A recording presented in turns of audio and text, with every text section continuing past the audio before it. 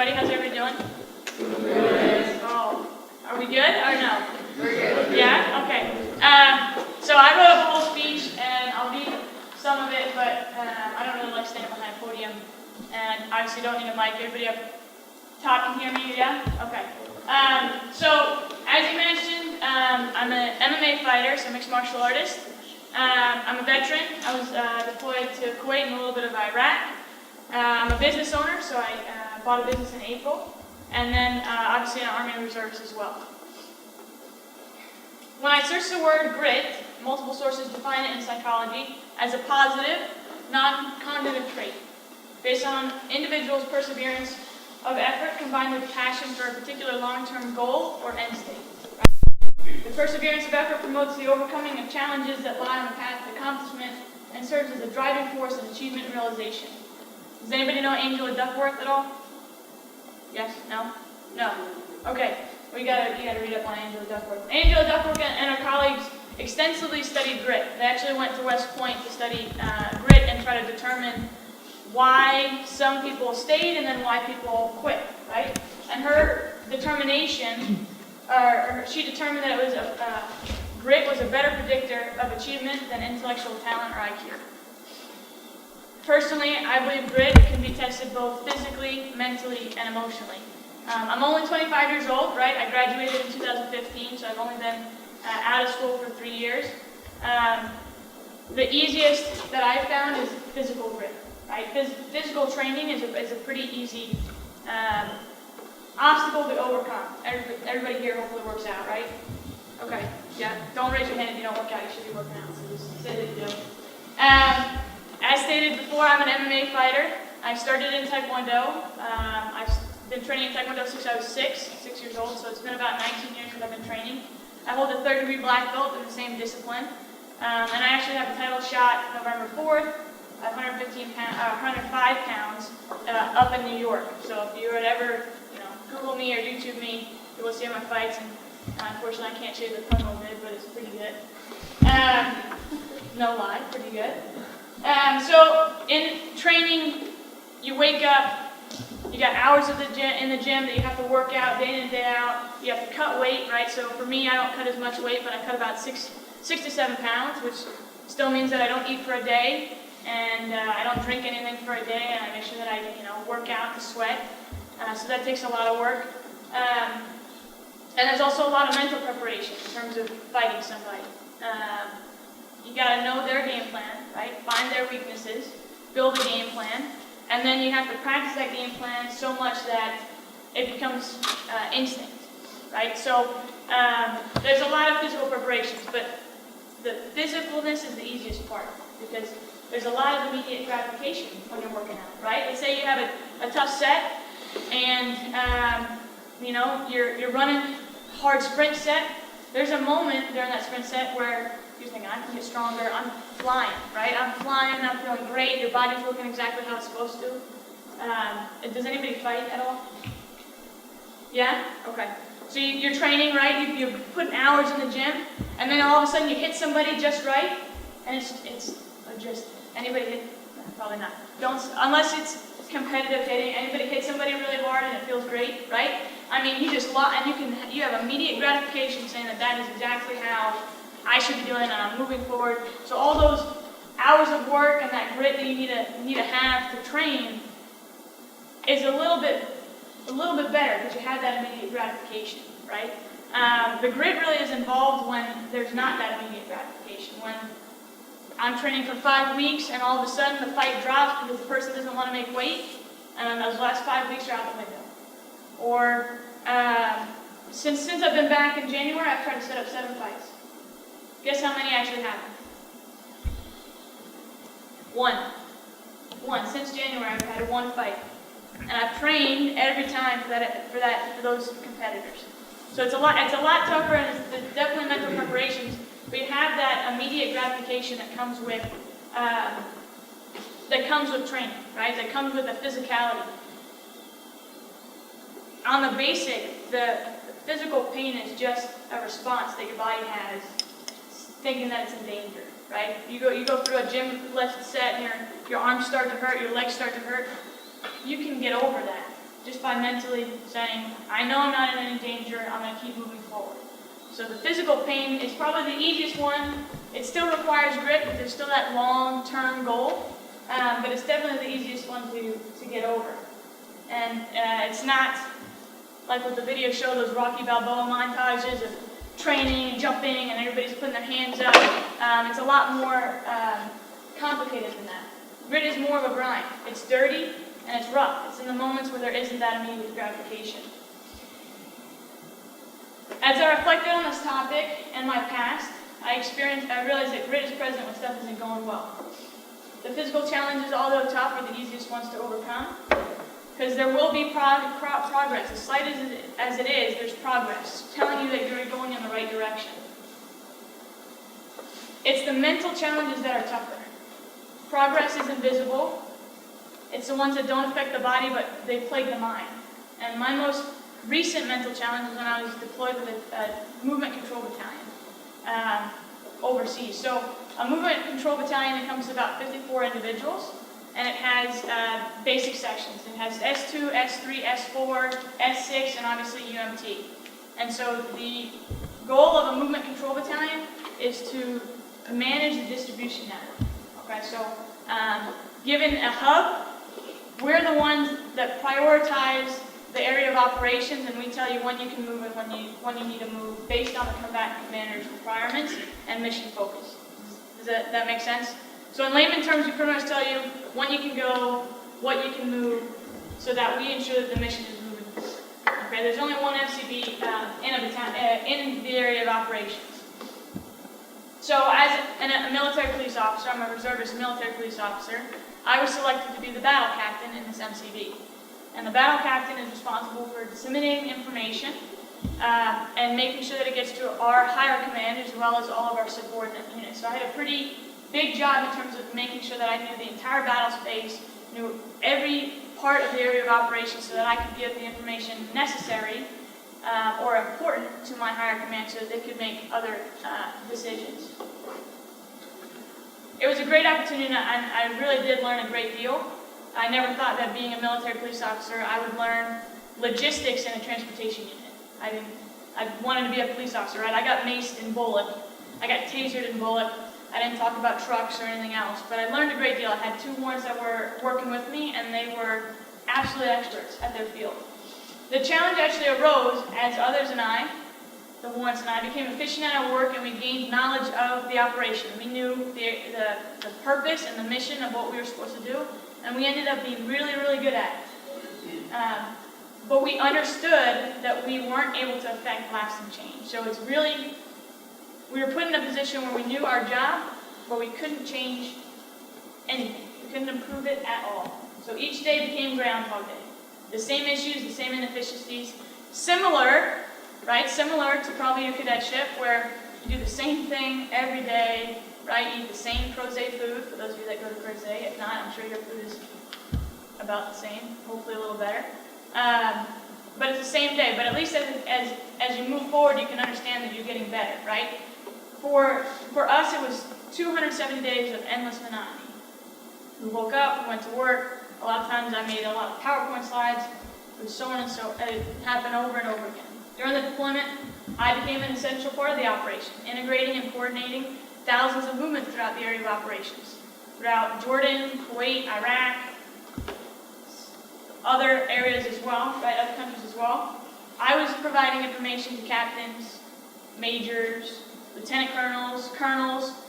When the colonel from the SCDC, which is the Surface Deployment and Distribution Command, it's the person pretty much that's the boss of the entire area of operations. It's the one that can oversee everything, right? She came in to receive a brief on our mission and our purpose and our processes as a battalion. And a first lieutenant military police officer was the one that gave that speech. Not a movement, and not the S3, right? Not a major, not my XO, not the battalion commander. They chose me to give that speech on our processes and what we were doing. So the warrants that I worked with later joked that the MP stood for movement planner instead of military police, because I was doing more movement planning than actually policing. But I was helping facilitate movement of high priority cargo like ammunition. mission. I was helping units deploy and redeploy throughout the area of operations. And as successful as I was, and as successful as the battalion was, we were working with the same issues and problems every day. Can you imagine working the same issues and problems every day? Every day, you know, 1 + 1 = 2, but they're telling you it's 4, and you gotta say 1 + 1 = 4. We became very efficient. The Warrens and I became very efficient. We were capable of driving the S3 train and making sure that the movements happened. We actually were able to see opportunities to improve the processes because we knew the entire battle space. We understood the capacity and output for each port, for each base. And instead of our leadership trying to accommodate that and understand what needed to be corrected, they were more worried about making themselves look better for their bosses. So it was more on PowerPoint slides and trackers, and more PowerPoint slides and more trackers, when the Warrens and I could have created a process that would fix that whole problem and gave them the trends and analysis that they really desired. So that was frustrating. Without getting into too much detail, the three of us were managing the S3, planning the operations of a battalion, responsible for the entire Middle East AO minus Afghanistan, and we had no way of making it better. The same issues occurred day in and day out, like Groundhog Day, and the only thing we had to look forward to was coming back and never dealing with it again. And yet, with all that frustration, all of us kept working. 6 days a week, 12 hours a day. 6 days a week, 12 hours a day, knowing that the solution that we wanted that would make the process more efficient wasn't going to happen, and we had to work what we were given. That type of grind is really what grit is about. Taking steps forward. The no end in sight, semi-despair type feeling, and we still moved forward. We still took a step forward. It wasn't physical, we were completely fine, but it was definitely mental. It plagued the mind, frustrated us to the point where we didn't want to come to work, but we did anyway, and we knew what we were supposed to do. We worked our butt off with full knowledge and understanding that no one really understood what could fix the problem, and what we were doing now wouldn't matter 3 months later. We had the answers, but no one was listening. So instead, we accepted our fate, and we kept moving forward. We kept giving our best each and every day. And although it was demoralizing, it was nothing compared to the emotional grit that has tested me. And I think emotional grit, the stuff that the survivors from Sandy Hook talk about, is really what can teach you how to move forward in the physical and the mental challenges. So if you can get over emotional experiences and understand to keep moving forward, it really sets you up for success for the other ones. I know my experience at VMI now that those emotional challenges taught me how to truly grind and focus on moving forward regardless of what was in my path. I was able to buy a business. I obviously fight, and I'm successful. I'm 4-1. And I was able to work through that deployment each and every day. I was good at here from 2011 to 2015. I ended up graduating with a bachelor's in civil engineering. I commissioned in the United States Army. I was a 4-year NCAA athlete for both swimming and water polo. And I was the regimental executive officer, which is the highest rank any female has yet to attain at VMI. I'm hoping that there's eventually going to be an RCO, but right now it's RXO. And so you'd think I'd be flying high as a cadet, right? Senior year, you're pretty much owning this place. Yeah, seniors? Right? Yeah, you see a rat strand and you're blowing them up for no reason other than you know they're going to get out of here in about, 100-something days, right? What's the countdown? Nobody knows? Oh, man. All right, well, you're falling a little short. But with all those accolades, you'd think that I'd be flying sky high, that I would be completely loving where I was, and I was pretty much the boss, right? Second hand to the boss. As a cadet, of course, not the real bosses. They told me what to do. But how could I be unhappy? My journey at VMI was rough, to say the least, and of course everybody says that their journey is rough. I'm by no means comparing mine to somebody else's. I think each individual's journey is unique and gives them the right motivation and challenges at the right time. When I visited the school my senior year, I was really excited to get started, but I had no idea what I was getting into. I didn't know what straining was. Had no idea. I thought a sweat party was an actual party. Like, when I was invited to go to a sweat party, someone was like, hey, I know you're going to come to the sweat party. I thought I was popular. Second day of being a rat, I thought I was popular. Like, can you imagine? Stupid. It's just not very smart, right? But I was so I was like, you know what? I'm just going to give 100%, right, regardless of what's going on. And when we came to the campus, so my dad and I visited the school my senior year, and when we came to the campus, I came to the worst time. I came during spring FTX when nobody was here. Nobody. Yeah, you're laughing. Nobody. I'm making a decision on where I want to go to school, and nobody's here. The bookstore, with all the nice, gear, is closed, so I can't even ask the bookstore what's going on. We saw the campus, pretty much the parade field, the parade deck, however you're going to call it. And we went to the Palms. We thought the food's good at the Palms, right? The campus looks nice, so hey, I'm done, I'm set, I'm going to VMI. No questions. Literally decided that day, based on those experiences, that I was going to VMI. Again, not very smart, but hey, it is what it is, right? So straining was actually a huge part, and a sweat party is not a party. For those of you that don't know what a sweat party is, it's just a workout where people yell at you at 11:15 at night, although I think it changed a little bit, but it's completely inconvenient, okay? So, nonetheless, I came over, I liked the challenge. The quotes on the website were cool. I don't want to have to worry about what I wore to class, so the uniform was nice, and I was set. And within the first month of school, as a rat, my grandfather, who was a Vietnam veteran, served in the Cold War, was an Air Force retiree of 28 years, just an absolute stud of a man, right? He committed suicide. And obviously that's a really hard thing for me to admit, but it was really rough. So that night that I found out, I could have lit somebody up. As a rat, I was walking as I could care less. Someone yell at me, go ahead and yell at me, right? What are you going to say? I'm going to tell you off pretty much at that point. So that night I didn't care. And then I woke up the next morning, I went to breakfast, and I strained. And somebody did yell at me that morning. They told me to strain harder. And guess what I did? I just strained. I had no other thought other than to make the correction, and move forward. And I didn't yell at them, didn't tell them off. And I'm sure if I did, knowing now what I as a cadet, they probably would have, you guys are kids, right? Can you imagine someone told you that? Like, I would have been able to get away with anything. But instead, I made the correction and I moved forward. I was able to focus on the present. Instead of flipping out or cussing them out, I just made the correction. And you fast forward 4 months later, the rat line is almost over. The Haze Fest is almost over. And it's Sunday, so Breakout is going to be that Saturday. It's Sunday. And I get an email from my mom saying that my other grandfather passed away. An email, because we can't talk on the phone as often. And so now I'm an expert at emergency leave. I tell the chaplain. I put in my, time.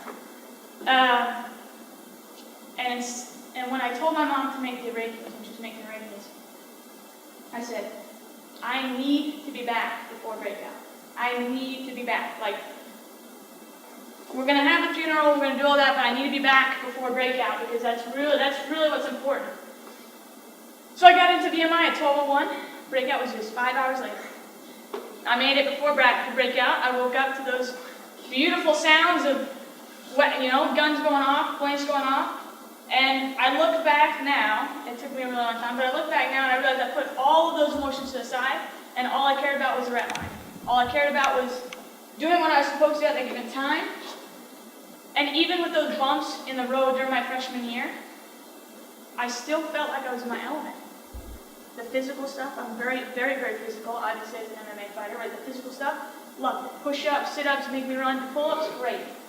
The discipline, couldn't get enough.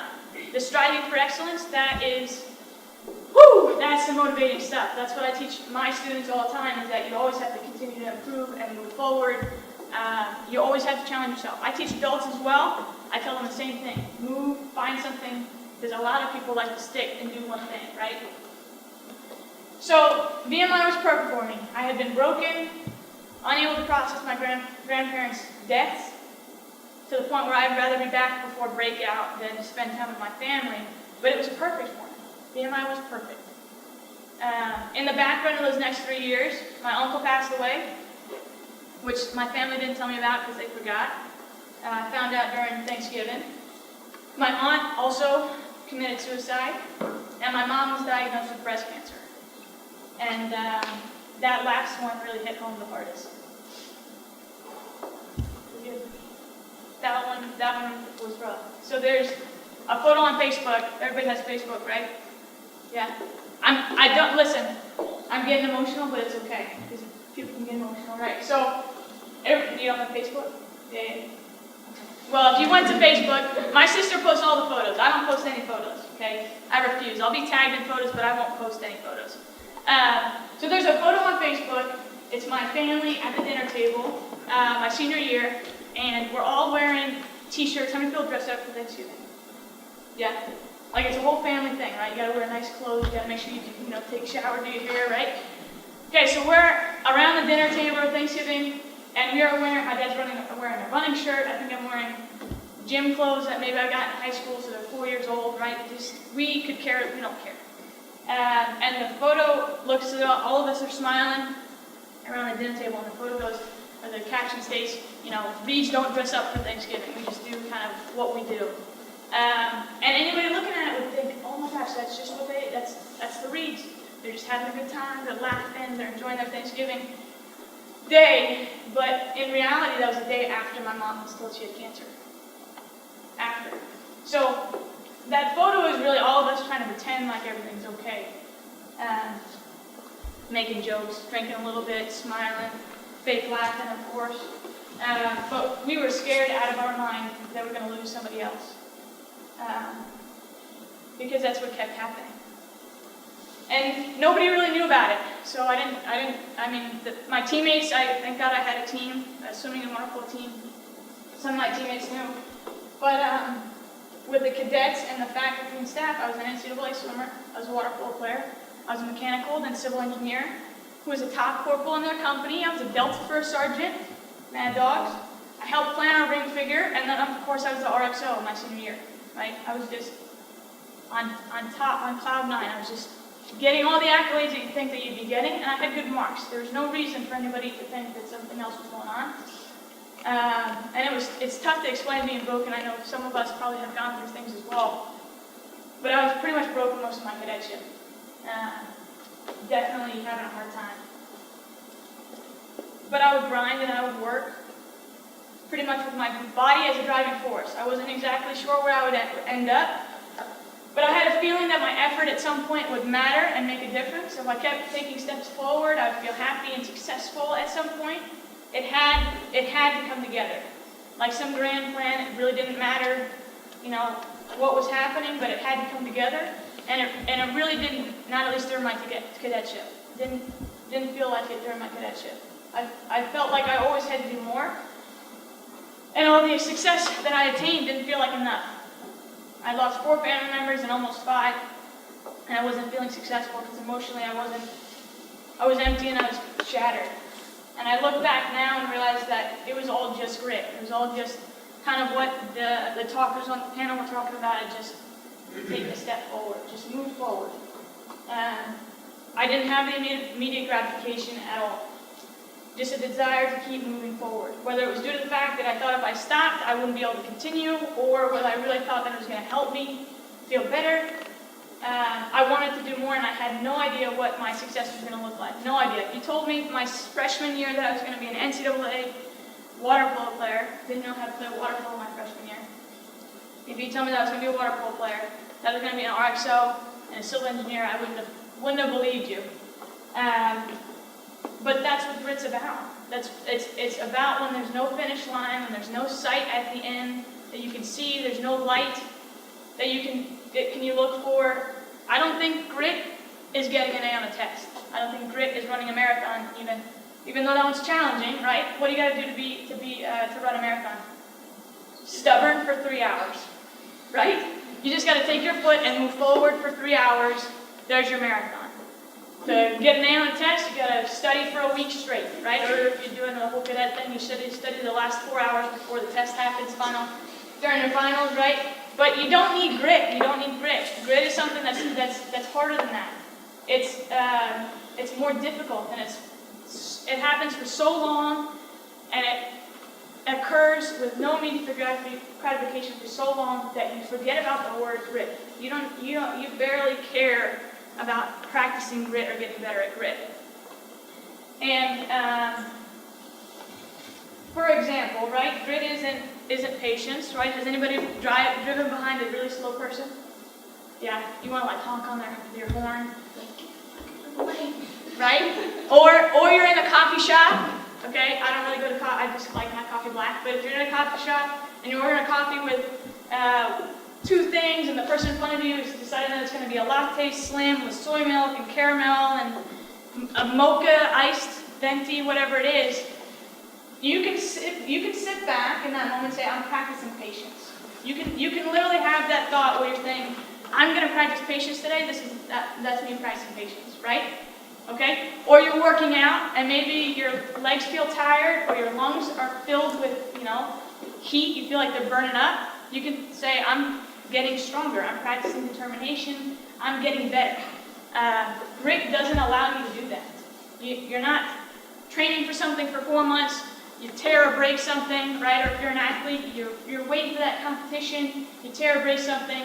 It's a 3-month recovery process. Another 2 months to actually train for the event.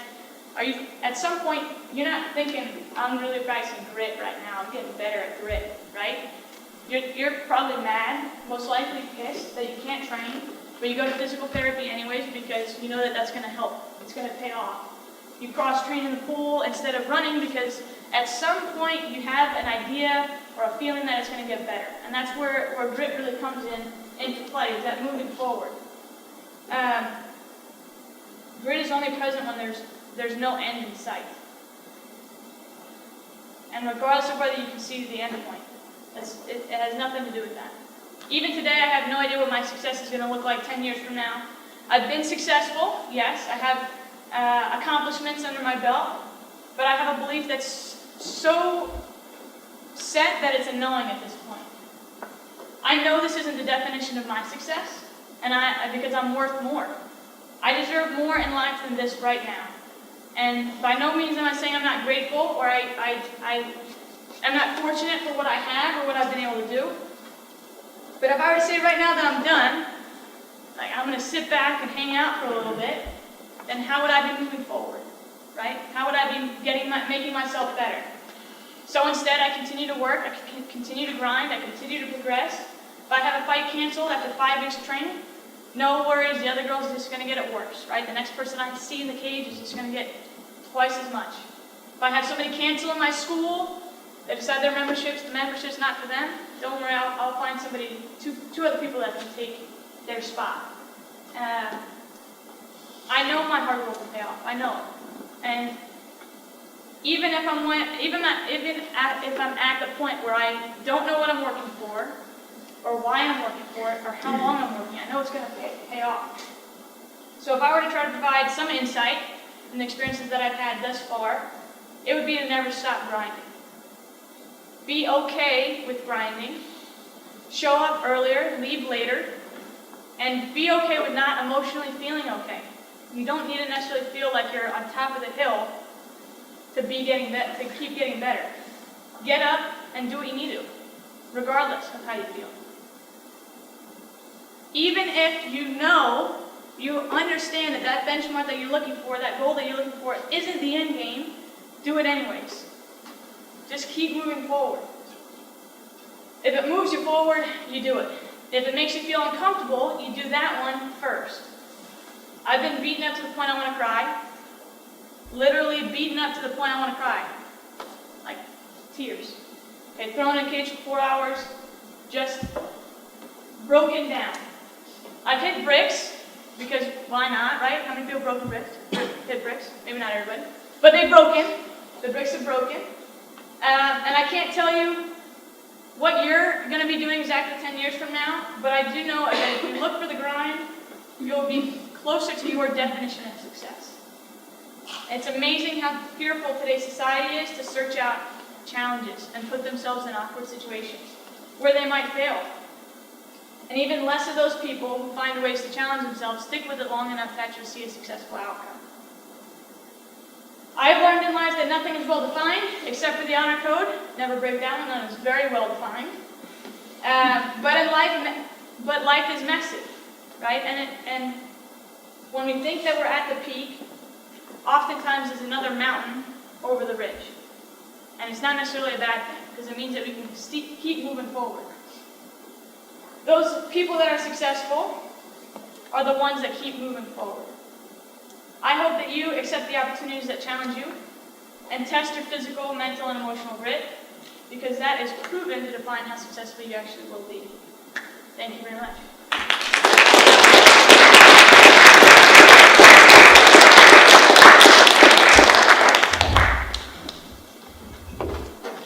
Do you have any questions?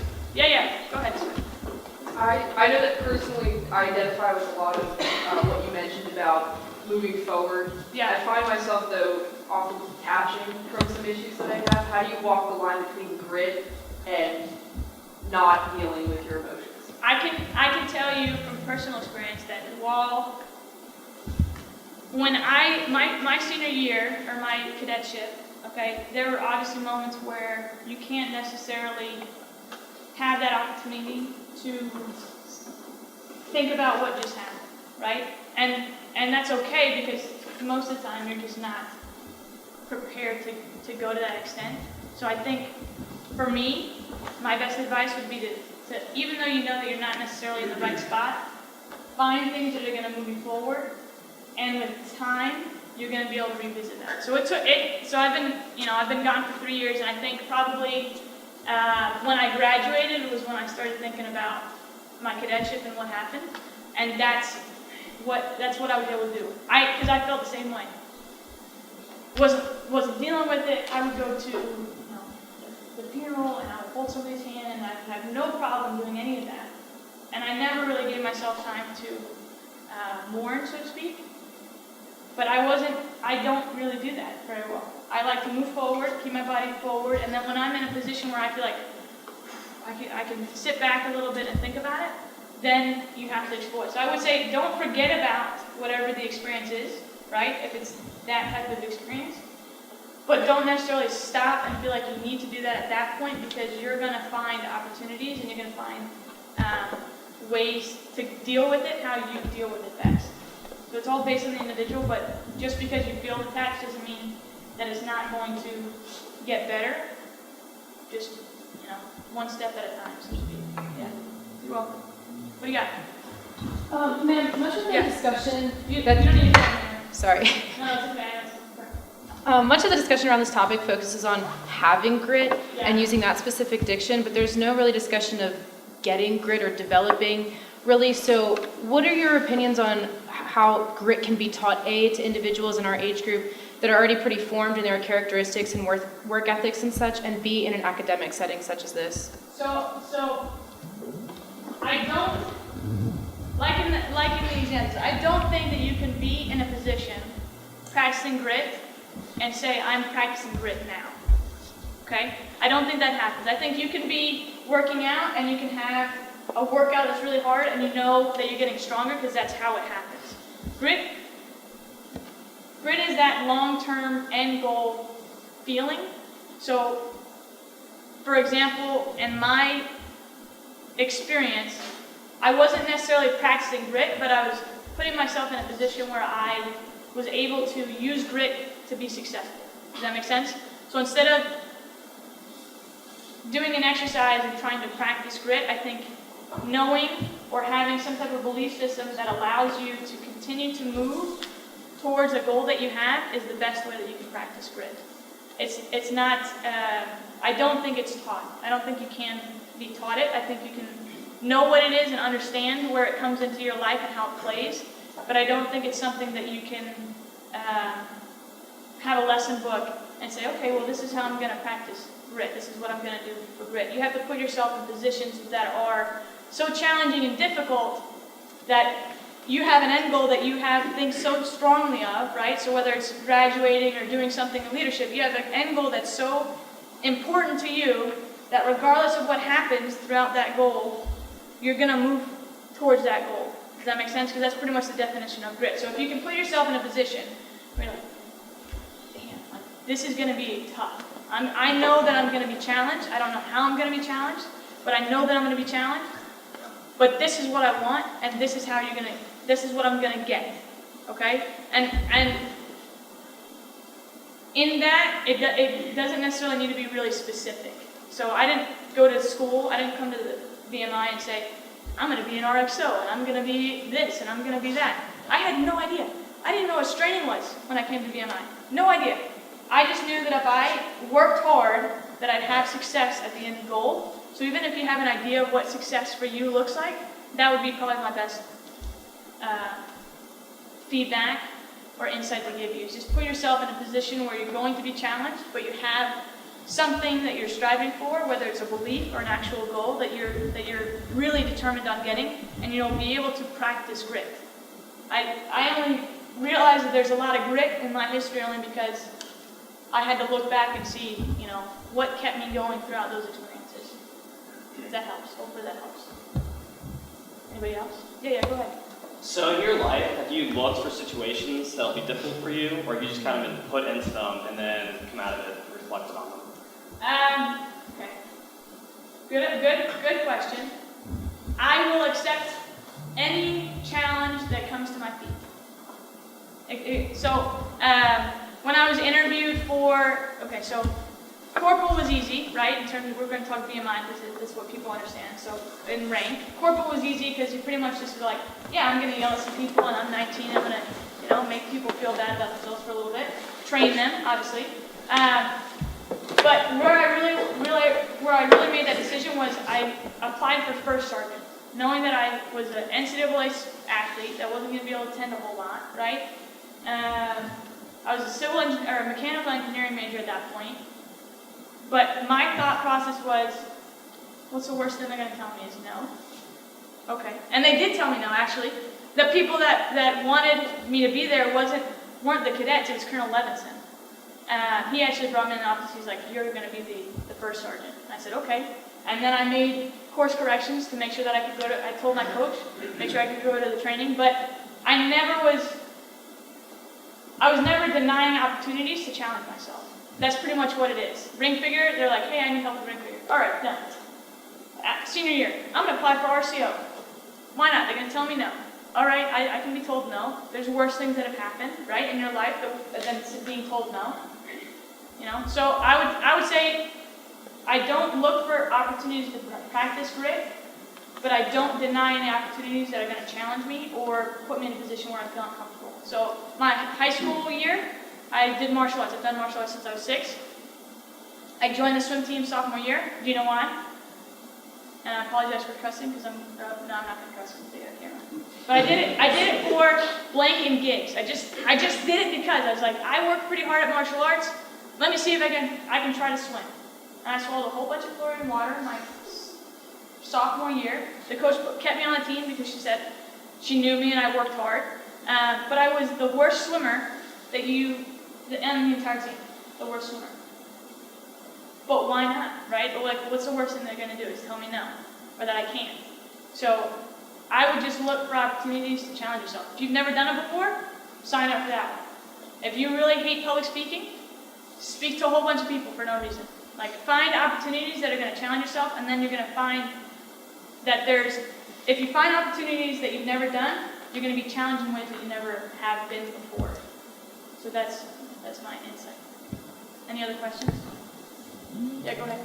Yep, referring back Go to ahead. an earlier question about grit maybe not being able to be taught very easily, do you think it's something you can learn by example? And if so, did you have a role model that sort of demonstrated grit and taught you how to persevere?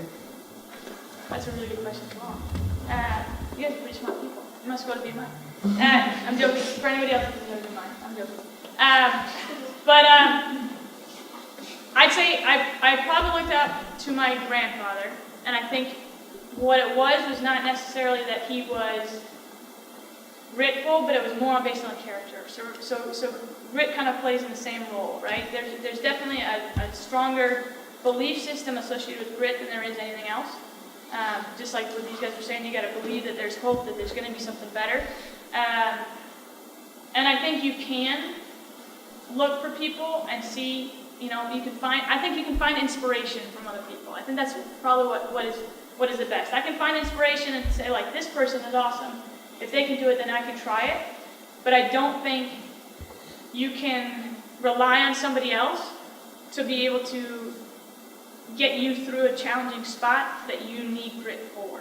So you can always look for inspiration, and a lot of people are, there's a whole bunch of things on Facebook with those great videos of people doing amazing things, and I think you can look at that and be like, wow, that person is really strong.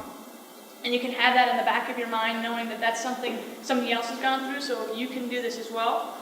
But when presented that, personal challenge, nobody's going to save you from that challenge. That has to be you rising up to that occasion. And if you have the right inspiration, it's probably a little easier, but it's still going to be relied on you a lot in terms of your responses. Sorry, Bean, do you have a question? Yeah, I see. Yes, ma'am. Yes. In 4 years that you're here, I don't ever remember you complaining or outwardly looking down. In fact, when you could have complained, you took that and worked even harder. Yeah. Can you explain how to do that so cadets can maybe learn a little something about that? And I just always thought it was impressive. You might have went back to your room and banged your head against the wall, but you never showed any signs of getting flustered. And I think that's a good quality to have, especially here. You think you could give us some ideas on how to do that? Yeah, and so that's a great question and a great thing to bring up. A lot of times when I was invited here, people thought I was going to talk about my MMA career and how awesome it is to hit somebody in the face and break so many bricks and train in the gym, but that stuff is easy. It's easier compared to what I've experienced here at VMI. So if you think of yourself as being the person that owns your reality, okay? Does anybody believe that? Hopefully they do, right? Okay. So if I looked at my experience and I said, man, I'm in a school that makes me wear a uniform. I wake up really early. I have to do all this extra work. I have all of this school work, and I just kept saying how upset I was or how down I was about the things that I was experiencing, I would be letting the reality own me, right? I would let the world own me and my decisions, and I would let that affect me. So when given situations, there's always a reaction, and I think when I was going through my cadetship, I made a conscious decision to react in a positive way. That was a decision that I made, because either I can cry in my room, or I can tell everybody else that they stink, and that, life sucks, and I can go and I can tell them how many things that I'm going through, but at the end of the day, that's me feeling sorry for myself and not making a positive impact on other people, right? When you're given an opportunity to talk to somebody, do you want to either make them feel like they're the worst person in the world, or do you want to try to help them out a little bit? Does anybody? Hopefully you guys want to help people out, right? I mean, I think that's why, you have the citizen soldier type atmosphere with military schools or police officers and other type of people, and they want to make a positive impact on others, and I think I knew that I was in a position where I could affect change in other people. So given my opportunities to get rank or to be a part of a team, I wasn't representing myself, I was representing the people that were associated with me. So I made sure that my impacts were positive. And I tried not to be negative, and I tried not to let my experiences impact other people, because then what would I be doing other than pull everybody down, right? So that's my best mindset on that, is I just try to be positive for other people, because I got two choices, and I wanted to make a good one. Does anybody else have any questions? Yeah, go ahead, sir. So obviously, as a professional athlete, business owner, and all this other stuff, you have to manage your time very well. Yes. I think a lot of people identify, like, hey, I see this thing, and I want to do that if only I had the time, or maybe I'll do it once I have the time. Can you talk a little bit about time management and making time? Yeah, of course. So to go into that, my day at home, so let's take Friday, for example. Friday morning, I worked out at 5. I went to my reserve spot at 7. I worked there till 3, and then I drove back to my school to get there at 4, and I taught till 8. and then I went to bed and I woke up and I went to class again on Saturday morning. So it's a great excuse that people use. So I think excuses are huge in people being successful because, again, I could have had an excuse why I had all this stuff happen to me, right? I have a right to be this way, or I have an excuse because I don't have time, so I have a right not to be able to do that much. But if you decide that this is something you want to do, you'll determine time. So as a cadet, when I was a junior as well as a senior, because I had both leadership roles, I would go to class from 7. I made sure that my classes ended at 3. And then I would go to practice from 3 to 3:45, or 3 to 4. And then 4 o'clock I would change to go to the cadet training stuff, the RAT training, from 4:30 to 5. And then I would go back to the gym from 5 to 7.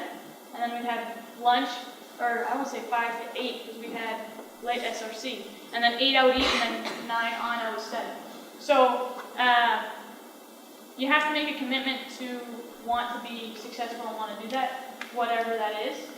And you'll always be able to find time. The biggest excuse is I don't have time, or I wish I could, right? Meal prep is really important in terms of, being physically fit and making sure that I am on weight and doing the right stuff. And I could come home and I'd be like, I don't have time. I just want to go to bed.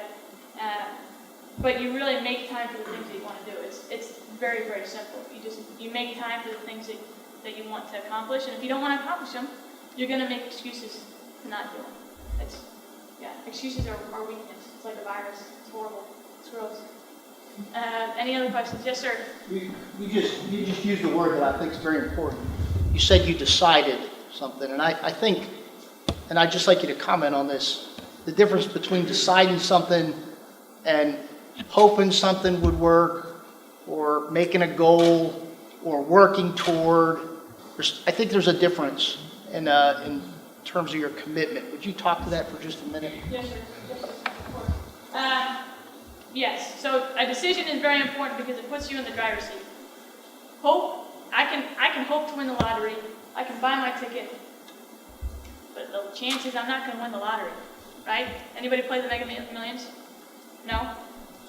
I guess some of you can, I guess, at this point. But no, you have to decide. That's exactly right. You have to decide, and it doesn't necessarily need to be because you know exactly what you're going for. And I think that's the mix-up between the hope and the want and the desire is I have this great island that I can hope for and that I'll have all this time and make all this money. And that can be in the distance and I can really hope for that and want that. But today I'm going to decide that I'm going to wake up early, I'm going to get my work done, and I'm going to train harder than the person that's across the cage from me because that's going to move me forward. So it's always good to have hope and to have wants and desires. But at the end of the day, it's the decisions that you make day in and day out that really will impact whatever you hope for in the end.